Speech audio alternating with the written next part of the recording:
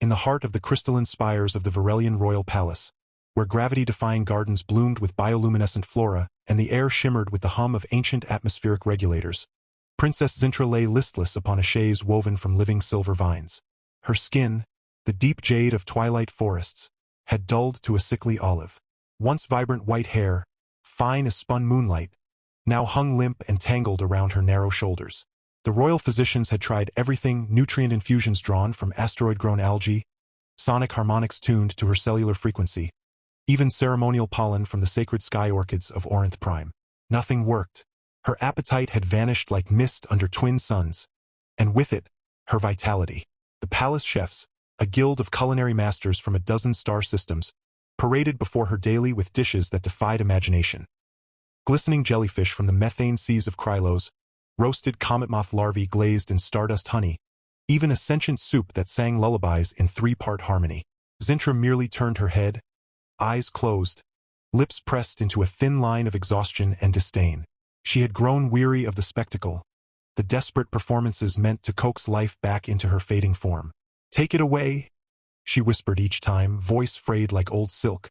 "It smells like obligation." Among the palace staff was a human named Joran, a quiet, unassuming man who had arrived on Varelia years ago as part of a cultural exchange program. He wasn't a chef, not by Varelian standards. He worked in the hydroponic conservatory, tending to earth flora that the royal botanists deemed quaintly primitive. Joran spoke little, moved with careful economy, and kept to himself, his presence so unobtrusive that most courtiers forgot he existed, until the day he brought lunch to the head gardener and happened to pass through the sunken courtyard just as Zintra's latest meal was being wheeled away in disgrace.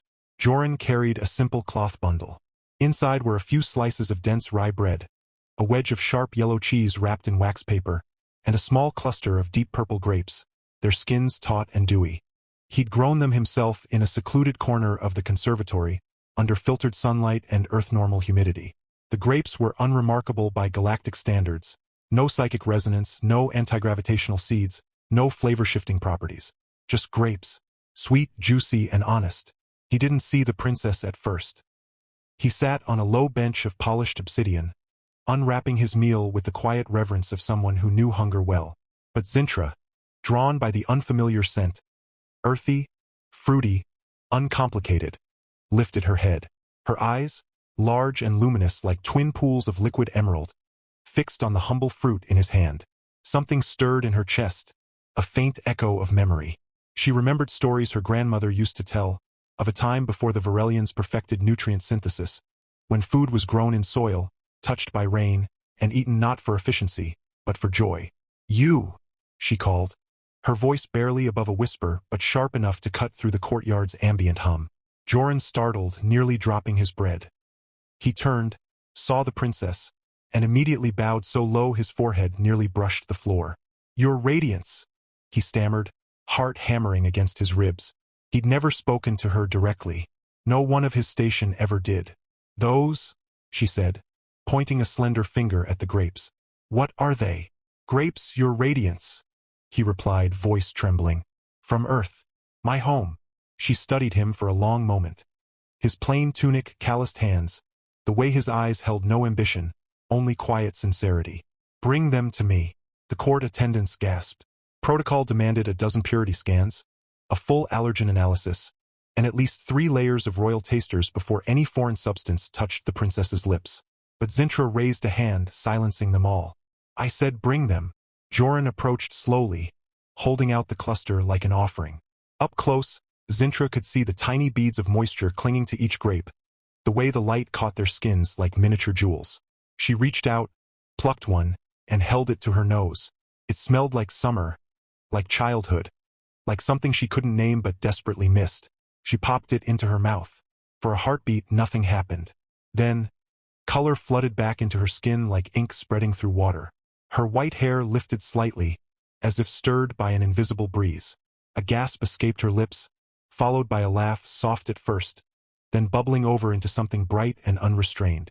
"Again," she demanded, eyes wide with wonder. Joran, still kneeling, offered the rest. She ate 3 more, savoring each one, juice glistening at the corners of her mouth. The change was immediate and profound.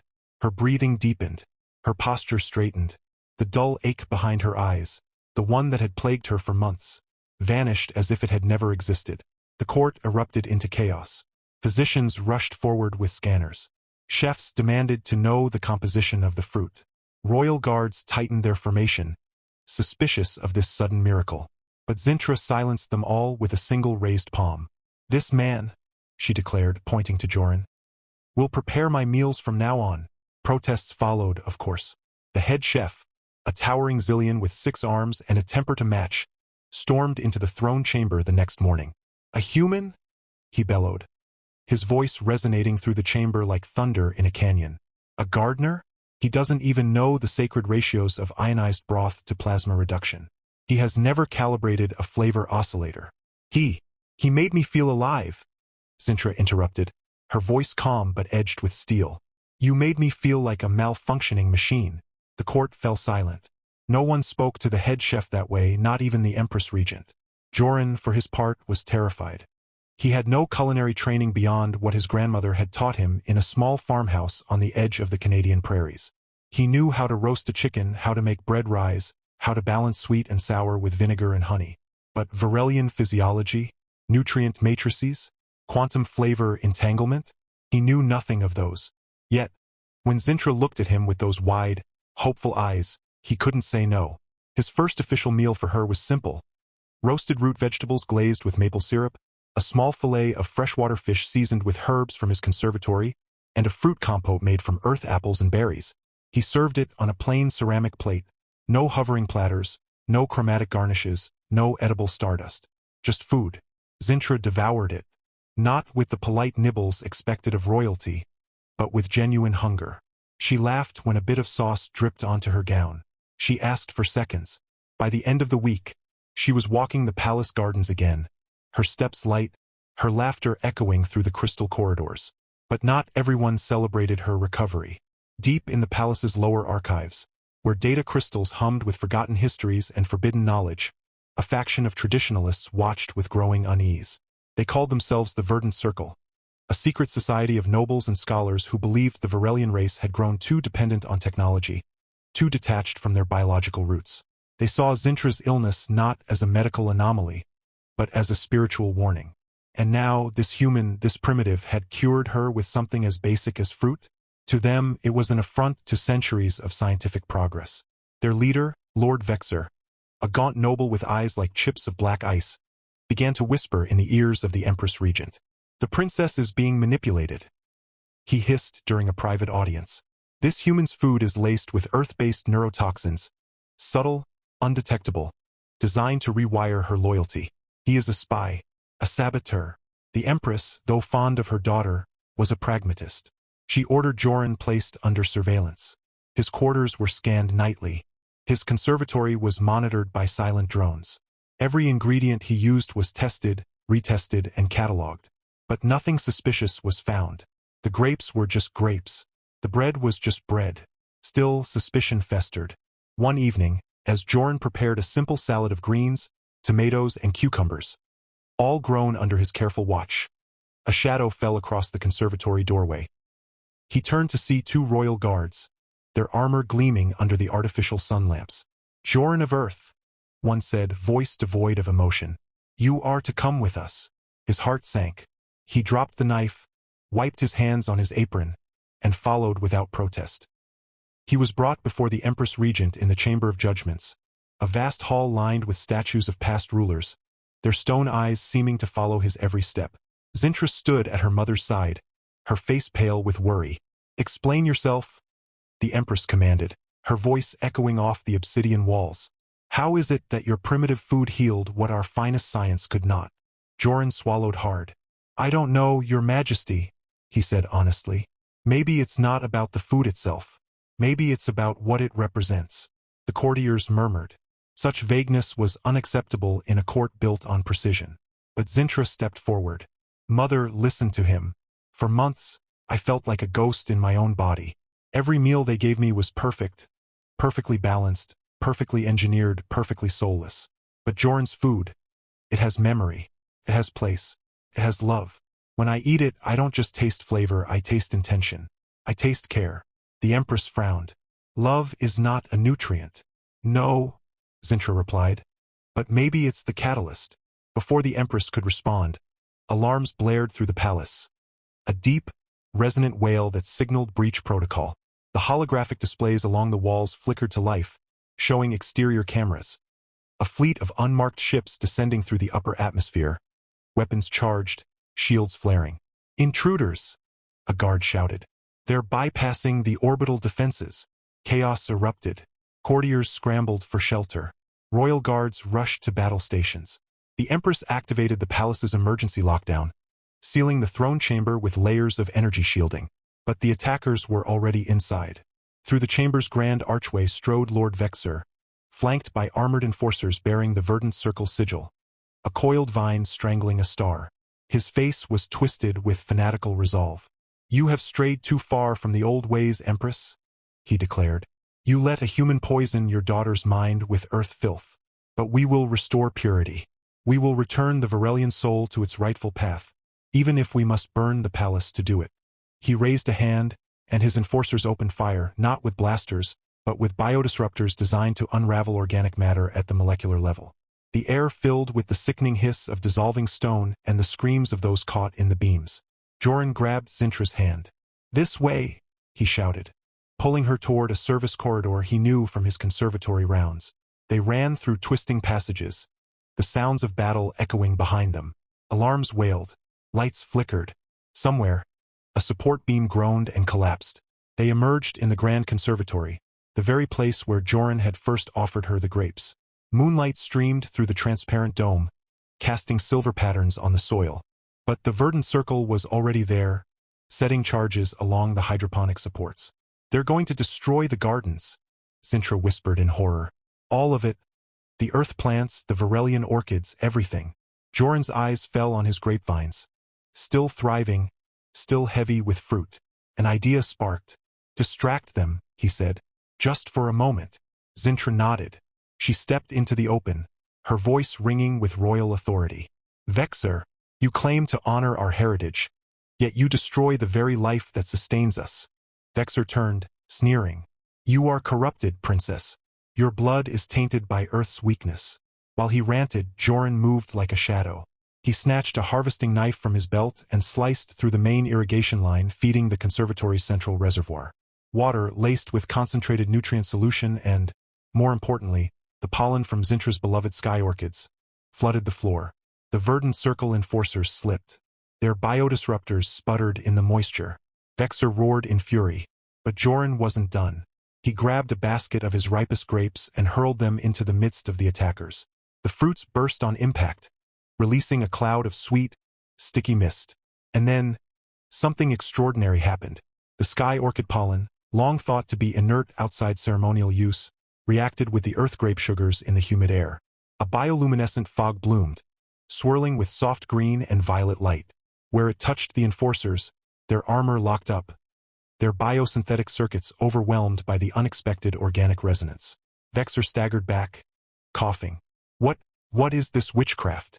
"It's not witchcraft," Zintra said, stepping forward, her skin glowing with renewed health, her white hair shimmering like fresh snow. "It's harmony, earth and Varelia, science and soul. You wanted purity, Vexer, but life isn't pure. It's messy, it's hybrid, it's beautiful because it's blended." Royal guards stormed in, disarming the stunned rebels. Vexer was dragged away, still shouting about corruption and decay. In the aftermath, the palace was in shambles, but alive. The conservatory, though damaged, thrived in the aftermath of the strange reaction. New hybrid plants began to sprout where the grape juice and orchid pollen had mingled, vines with purple leaves and flowers that hummed faint earth melodies. The Empress Regent, humbled and awed, called Joran before her once more. This time, there was no suspicion in her eyes, only gratitude. "You have given my daughter back to me," she said. "Not just her health, but her spirit." Joran bowed. "I only grew the grapes, your majesty." "No," Zintra interjected, stepping beside him. "You reminded us that nourishment isn't just about chemistry. It's about connection." From that day on, the Varelian royal palace changed. The kitchens still produced marvels of galactic cuisine. But now, in a quiet corner, there was also a human simple stove. Joran cooked not as a servant, but as a teacher, showing the chefs how to knead dough by hand, how to taste as they cooked, how to find joy in the act of feeding others. Zintra ate with her people, sharing meals in the gardens, laughing as juice dripped down her chin. She began a new initiative, the Interstellar Culinary Exchange, inviting cooks from 100 worlds to share not just recipes, but stories, traditions, and the quiet magic of a shared table. And every evening, without fail, she and Joran would sit together under the twin moons, sharing a cluster of grapes, watching the hybrid vines climb the palace walls, their leaves shimmering with the light of two worlds. But peace, even in a palace reborn, is never absolute. Far beyond Varelia's borders, in the cold void between star systems, a signal pulsed.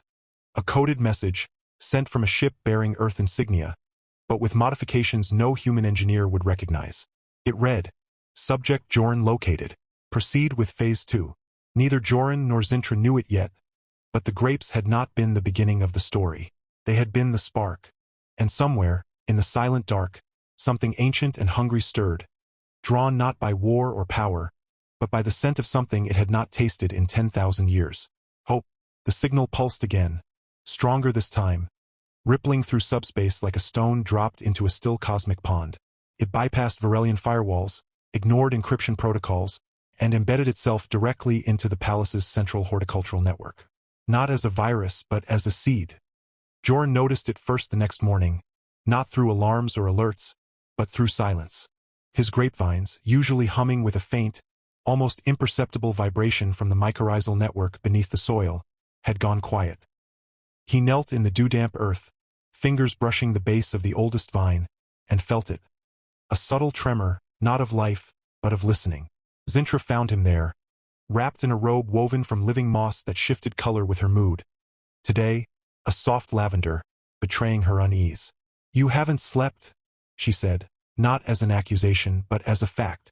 "Something's wrong," Joran murmured. "Not broken, just changed." Before she could ask what he meant, the palace's central AI chimed through the conservatory's ambient speakers, a rare intrusion. "Princess Zintra," it intoned in its calm, genderless voice. "A priority transmission has arrived from the Terran outpost Theta 9. It bears your personal cipher." Zintra stiffened. Earth had no official presence within Varelian space. Theta 9 was a ghost station, decommissioned decades ago after a solar flare fried its core systems. "Play it," she ordered. Static crackled. Then a voice, human, female, strained but clear, filled the air. "If you're hearing this, Joran, they found you. Don't trust the vines. Don't eat the fruit. They're not yours anymore. They never were." The transmission cut off. Joran went pale. "That's Dr. Lin," he whispered. "She ran the bioagriculture program on Theta 9. She helped me select the grape strains before I left Earth." Zintra's lavender robe darkened to storm gray. "What does she mean? They're not yours?" He didn't answer. Instead, he pulled a small scanner from his belt, a relic from his early days on Varelia, calibrated to Earth biological baselines. He ran it over a cluster of grapes hanging heavy and perfect from the vine. The readout flickered, then displayed a genetic sequence that made his blood run cold. Embedded within the grape's DNA, woven into its very chromosomes like a hidden message, was a non-terrestrial code. Not Varelian, not from any known species in the galactic concordance. It was ancient, recursive, self-replicating. And it was active. "They've been watching me," Joran said, voice hollow. "Not through ships or spies. Through the food. Through the seeds." The truth unraveled quickly. Years ago, during Earth's early deep space missions, Theta 9 had intercepted a derelict vessel adrift near the Kuiper Belt. Inside, among the ruins of an unknown civilization, they'd found seed pods, dormant, indestructible, radiating faint bioenergy. Scientists, eager for breakthroughs, crossbred them with Earth crops, hoping to create hardier strains for off-world colonies. Joran's grapes were descendants of that experiment. He'd been given them as a gift, a symbol of Earth's resilience. He never knew they were also a beacon. Now, activated by Varelian atmospheric conditions and the unique biochemistry of Zintra's system, the genetic payload had awakened. The grapes hadn't just healed her. They'd marked her, and through her the entire royal bloodline. Within hours, the hybrid vines began to move. Not with wind or growth, but with purpose. Tendrils snaked across the conservatory floor, coiling around support beams, tapping into power conduits. Flowers bloomed overnight, petals like obsidian glass, centers pulsing with the same violet-green light from the battle. They emitted a low-frequency hum that made the palace's ancient stone resonate, as if the building itself were breathing. The verdant circle prisoners, locked in the sublevel detention cells, began screaming, not in fear but in ecstasy. "The bloom comes," they chanted. "The old hunger wakes." Vexer, once a fanatic, now seemed like a prophet. Zintra ordered a full quarantine of the conservatory, but it was too late. Pollen had already spread through the palace's air recyclers. Courtiers reported vivid dreams of starless skies and endless routes. Some woke speaking in guttural syllables no linguist could translate.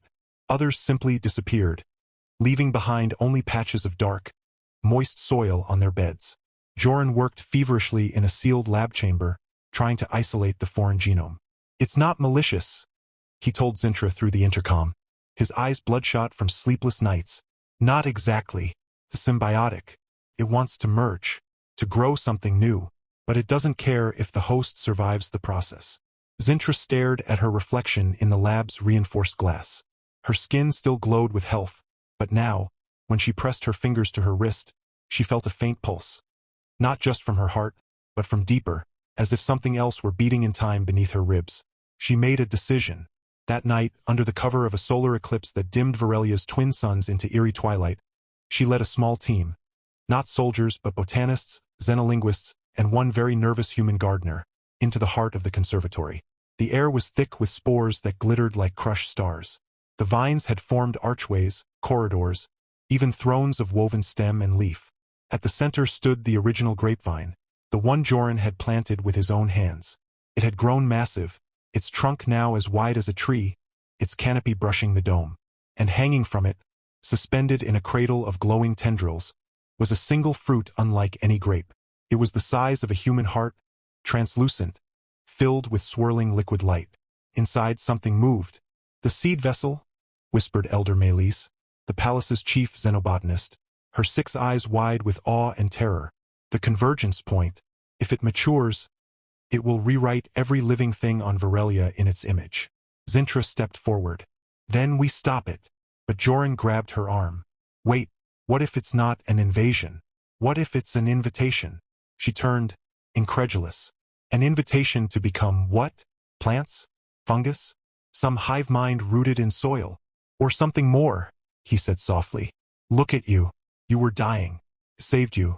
Maybe it doesn't want to replace us. Maybe it wants to evolve us." Before she could respond, the ground trembled. Not from below, but from above. The palace dome cracked. Not from weapons fire, but from growth. Thick, root-like structures, black as void, glistening with iridescent slime, punched through the crystalline ceiling, unfurling like the fingers of a waking god. They descended slowly, deliberately, toward the seed vessel. "They're here," Joran breathed. "Who?" Zintra demanded. "The ones who sent the seeds. The ones who've been waiting." The roots formed a circle around the vine, humming in a harmonic frequency that made the very air vibrate. The seed vessel pulsed in response, its inner light brightening. A voice, not spoken, but felt, echoed in their minds, ancient and vast as a galaxy. "We are the mycelium of the first world. We seeded the stars not with war, but with life. You have awakened the bridge. Now, choose. Join the bloom, or be left behind in the dust of your solitude." Silence fell heavy as stone. Zintra looked at Joran. He looked back, his human eyes filled with fear, but also wonder. He had spent his life nurturing life, coaxing green from barrenness. Was this so different? Then she looked at her people. Scattered, frightened, but still defiant. She thought of her mother, ruling from a throne of cold logic. Of Vexer, who feared change so much he'd rather burn the world than let it grow. And of herself, once fading, now thrumming with a vitality she couldn't explain. She stepped toward the seed vessel. "Princess, no," Melis cried, but Zintra raised a hand. "I won't let them decide for us," she said. "Not the mycelium, not the circle, not even my mother." She reached out, not to destroy the seed, but to touch it. The moment her jade-green fingers made contact, light exploded outward, not blinding, but clarifying. Visions flooded her mind. Earth's forests breathing, Varelia's crystal rivers singing, distant worlds where trees grew into cities and oceans pulsed with communal thought. She saw the mycelium not as conquerors, but as gardeners, tending the universe, waiting for species to mature enough to join the network. But joining meant change, irreversible change. She pulled her hand back, gasping. The seed vessel dimmed slightly, as if disappointed. "We're not ready," she said aloud, to the roots, to the sky, to the unseen watchers. "But we're not saying no. Give us time." The roots stilled. The humming softened. Then, slowly, they retracted, vanishing back through the cracks in the dome, which sealed themselves with new growth. Translucent, strong, humming faintly with residual energy. The immediate threat had passed, but the seed vessel remained. In the days that followed, the palace became a place of uneasy truce. The hybrid vines stopped spreading, but they didn't recede. They simply waited. Courtiers avoided the conservatory, yet some left offerings at its edge, crystals, poems, even tears. The verdant circle prisoners fell silent, their fanaticism replaced by a strange, meditative calm. Joran moved into a small chamber adjacent to the conservatory, monitoring the seed vessel day and night. He recorded its pulses, its temperature shifts, the way it responded to music, to touch, to silence. He began to suspect it wasn't just a seed. It was a child, and it recognized him. One evening, as he sat sketching its form in a worn notebook, a tendril, thin as thread, reached through the air and brushed his cheek. Not with menace, but with curiosity. He didn't flinch. He held out his hand, and the tendril curled around his finger like a kitten's tail. Behind him, Zintra watched from the doorway, her robe now a deep, contemplative blue. "They'll come back," she said quietly. "The mycelium. They don't give up." "I know," Joran replied, not looking away from the seed. "But maybe next time we'll be ready to talk instead of fight." She joined him, sitting cross-legged on the floor. "What do we do until then?" He smiled faintly. "We learn. We grow. We protect what's ours, without fearing what's new." She leaned her head against his shoulder, a gesture that would have scandalized the court a month ago. No one cared anymore. The world had changed. Outside, the twin suns rose over the palace spires, casting long shadows that danced with the swaying vines. In the distance, across the galaxy, other seeds stirred, in forgotten labs, in buried ruins, in the cargo holds of drifting ships. The bloom was coming, not with fire, but with roots. And on Varelia, in a palace once ruled by cold perfection, a human and an alien princess sat together in the quiet hum of a new kind of life, waiting, not with dread, but with the cautious hope of gardeners who know that every great forest begins with a single trembling sprout. Weeks passed, and the seed vessel did not mature, but it did not wither. It remained suspended in its cradle of luminous vines, pulsing gently like a sleeping heart. Under Zintra's decree, the conservatory was declared a sanctuary, neither weapon nor relic, but a place of study and reverence. Joran, no longer just a gardener, was named Royal Steward of Symbiotic Integration, a title no one had ever held, crafted just for him. He accepted it not with pride, but with quiet resolve, knowing the weight it carried. The palace transformed. Where once corridors echoed with rigid protocol, they now hummed with collaboration. Varelian chefs learned to knead dough beside human cooks. Botanists from 6 systems gathered daily in the conservatory, sharing data not just on genetics, but on folklore, on the stories their people told about food, growth, and connection. Even the Empress Regent, once skeptical of anything unquantifiable, began taking morning walks through the hybrid gardens, her stern expression softening each time she passed a vine that curled toward her like a shy child. The verdant circle, stripped of its extremist core, reformed into something new, the Bloom Accord. Its members, once bent on purity, now sought balance. They helped design filtration systems that purified the palace air without erasing the spores. They translated ancient Varelian texts about soil and root into languages Earth scholars could understand. Vexer, imprisoned but not forgotten, was visited weekly by Zintra herself. She never sought to convert him, only to remind him that evolution was not betrayal but continuation. Then came the day the seed vessel opened. It happened at dawn, when the twin suns aligned perfectly over the palace dome, casting a beam of golden light directly onto the fruit. The translucent skin split not with a tear, but with a sigh. From within emerged not a monster, not a god, but a sapling. No taller than a child's knee, its leaves shimmered with the deep green of Varelian skin and the rich purple of earth grapes. At its base, tiny roots pulsed with the same rhythm as Zintra's heartbeat. Joran knelt before it, tears in his eyes. "It's beautiful." Zintra placed a hand on his shoulder. "It's ours." The sapling did not speak. It did not command. But when Joran reached out, it leaned into his touch. When Zintra sang an old lullaby her grandmother used to hum, its leaves swayed in time. It was alive not as an invader but as a bridge. Word spread across the galaxy, not through warships or broadcasts but through seeds. The Bloom Accord began sharing cuttings of the hybrid vines, carefully, responsibly, with worlds that asked not for power, but for healing. On drought-stricken Krylos, the vines drew moisture from thin air. On the radiation-scarred moons of Orinth, they cleansed the soil. Everywhere they grew, they carried a whisper of unity. That difference could nourish, not divide. Years later, the Varelian royal palace stood not as a fortress of isolation, but as a beacon of coexistence. Its spires were entwined with living architecture.